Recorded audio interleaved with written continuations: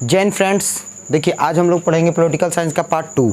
ठीक है, इसमें हम लोग समझेंगे कि विधायिका, कार्यपालिका, न्यायपालिका और पत्रकारिता क्या होती है। ठीक है, हम लोग देखिए लोकतंत्र के स्तंभ के बारे में पढ़ेंगे। ठीक है, देखिए यहाँ पे हम समझेंगे लोकतंत्र में कितने स्तंभ होते हैं। तो देखिए लोकतंत्र में 4 स्तंभ होती है। ठीक है, इसको ध्यान से समझिएगा। पहला होता है विधायिका, पहला होता है विधायिका। दूसरा होता है कार्यपालिका, दूसरा क्या होता है कार्यपालिका, कार्यपालिका। और तीसरा होता है न्यायपालिका।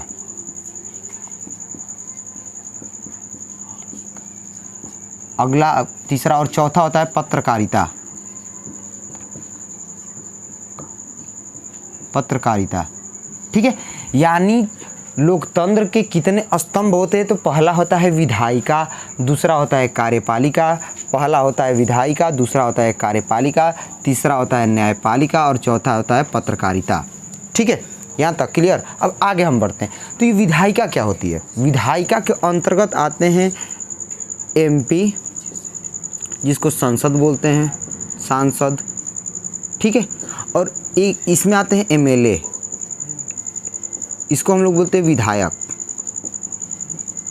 ठीक है, ये इनका काम होता है कानून को बनाना। देखिए देश के लिए कानून सांसद बनाते हैं और राज्य के लिए जो कानून बनाते हैं वो विधायक बनाते हैं। तो देखिए दोनों का फुल फॉर्म देखिए, बहुत लोगों को ये भी पता नहीं होता है कि एमपी और एमएलए में अंतर भी लोगों को समझ। सोचिए हमारे भारत की स्थिति इतनी बद से बेहतर है कि लोगों को यहाँ तक नहीं समझ में आता है कि एमएलए का फुल फॉर्म क्या होता है, एमपी का फुल फॉर्म क्या होता है, एमएलए किसके लिए उत्तरदायी, मतलब ये सब कौन लॉ एंड ऑर्डर में कानून बनाता है, ये सब समझ में नहीं आता है। हालांकि ये चीज़ें जानना बहुत जरूरी, एक लोकतांत्रिक देश में इस चीज़ का होना बहुत ज़रूरी है। आप इस वीडियो को ध्यान से समझिए। देखिए जो एमपी होते हैं उनको हम लोग सांसद बोलते हैं। इसका फुल फॉर्म होता है एमपी का मेंबर ऑफ पार्लियामेंट।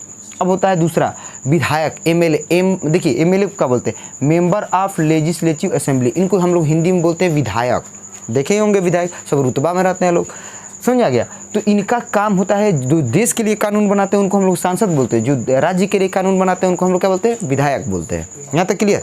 अब आता है कार्यपालिका। तो कार्यपालिका के आगे अंतर्गत है मंत्री। तो मंत्री, देखिए मंत्री कहाँ कहाँ जाएगा। तो मंत्री अपने मतलब अपने कैटेगरी काम करने के लिए अपने ना जाए, कहाँ जाएंगे लोग, तो पदाधिकारी रखते हैं। तो इसमें आते हैं डीएम, डिस्ट्रिक्ट मजिस्ट्रेट, पुलिस, पद अधिकारी, पीसीएस, जितने छोटे रैंक के अधिकारी आएंगे ये आते हैं, यानी कार्यपालिका में कार्य करते हैं। बात समझ आ गया। और नेक्स्ट क्या आता है, न्यायपालिका। इनको जुडिशरी बोलते हैं, यानी कोर्ट। इसमें आता है, पहला आता है जिला कोर्ट, दूसरा आता है हाई कोर्ट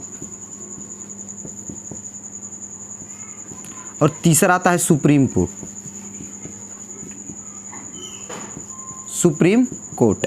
ठीक है, अब समझिए इसको, इन चारों पहलुओं को ध्यान से समझिए। देखिए पहला क्या होती है, विधायिका। यानी विधायिका का काम होता है हमारे देश में केवल कानून बनाना, कानून बनाना, लो बना देगा, हो गया, इसका केवल काम है कानून को बना देना। और कार्यपालिका को उसको लागू कराना, उसको धरती पे उतारना, जो भी चीज़ें बना है उसको सबको लागू कराना। और अगला होता है न्यायपालिका। अगर मान लीजिए कि विधायिका द्वारा कोई गलत कानून बनाया गया है, न्यायपालिका उसको लागू सही से नहीं करा पा रही, चाहिए उसको कुछ कर रही है, तो उसको उजागर मतलब उससे सवाल पूछने का अधिकार कोर्ट करता है, जुडिशरी करता है। इन लोगों से सवाल पूछेगा वो बुला करके कोर्ट में। ठीक है, अगर देखिए अब क्या हुआ कि पत्रकारिता हम लोग का चौथा स्तंभ। आप सुने भी होंगे कि संविधान में लोकतंत्र में संविधान का जो चौथा स्तंभ होता है उसको पत्रकारिता को माना जाता है, मीडिया को माना जाता है। यानी अगर कानून खराब बना है, कार्यपालिका सही से लागू नहीं करा रही है, न्यायालय भी किसी को जो मतलब केस बहुत लंबा समय तक चल रहा है उसको कोई न्याय नहीं मिल पा रहा है, तो उसको यानी सबको, इन तीनों में कोई भी धांधली होगा तो उसको उजागर करने का, आगे लाने का काम कौन करेगा, पत्रकारिता करेगा। आज की पत्रकारिता कैसी आप तो देख ही रहे हैं। ठीक है, हमको बताने की ज़रूरत है ही नहीं। अब देखिए यहाँ पे तो एमपी यानी विधायक, विधायिका का काम होता है केवल कानून को बना देना। जैसे आपको हम एग्जाम्पल पे समझाए। देखिए एक कानून है जिसमें कहा गया कि हेलमेट पहनना सबसे ज़रूरी है। आप पढ़े हो कि कोशिका विभाजन जो होता है लीवर में सबसे ज़्यादा होता है और ब्रेन में, तंत्रिका तंत्र में नहीं होता है। तो इसलिए हमको दिया जाता है कि हेलमेट पहनेंगे तो हमारा अगर ब्रेन में चोट लगे तो हम चोट को रिकवर नहीं किया जा सकता। इसलिए तो कानून बनाया गया किस में, कि विधायिका द्वारा बनाए गए कानून की हेलमेट पहनना सबके लिए ज़रूरी है। अब पता चला कि न्यायपालिका में कार्यपालिका उसको लागू करा रही है और उसको कोई बात को नहीं मान रहा है, तो उसको सज़ा देने का काम कौन करेगा? जुडिशरी यानी कोर्ट करेगा। ठीक है, अब कोर्ट अगर मान लीजिए कि देखिए, अब मान लीजिए कोई हेलमेट पहन कर जा रहा है, ठीक, ये तो इनका तो काम केवल क्या है ना, ये बना देना, कानून को क्या करना, बनाना, और ये लागू करा रहे हैं, इसमें धांधली कर रहे हैं, पैसा ले रहे हैं, रिश्वतखोरी कर रहे हैं सब, तो उसको उजागर करेगा कोर्ट। अब पता चला कोर्ट में भी किसी को न्याय देर तक मिल रहा है, तो उसको आगे यानी उजागर करने का काम कौन करेगा? पत्रकारिता। आई होप कि आपको समझ में आया होगा। एक बार और आप रिवाइज करा दे रहे हैं, ध्यान समझिए। देखिए, लोकतंत्र के कितने स्तंभ? तो 4 स्तंभ। लोकतंत्र के कितने स्तंभ? तो 4 स्तंभ। देखिए ध्यान से, पहला होता है विधायिका, दूसरा होता है कार्यपालिका, तीसरा होता है न्यायपालिका और चौथा होता है पत्रकारिता। तो विधायिका में कौन कौन आते हैं? तो एमपी आते हैं और एमएलए आते हैं। जो एमपी देश के लिए कानून बनाता है और एमएलए राज्य के लिए कानून बनाता है। एमएलए को हिंदी में बोलते हैं विधायक और एमपी को हिंदी में सांसद बोलते हैं।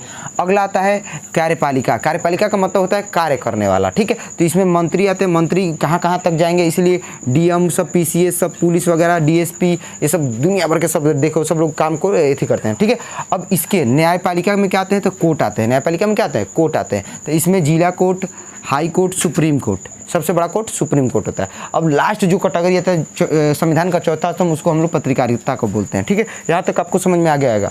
तब तक के लिए जय हिंद साथियों, जय हिंद साथियों।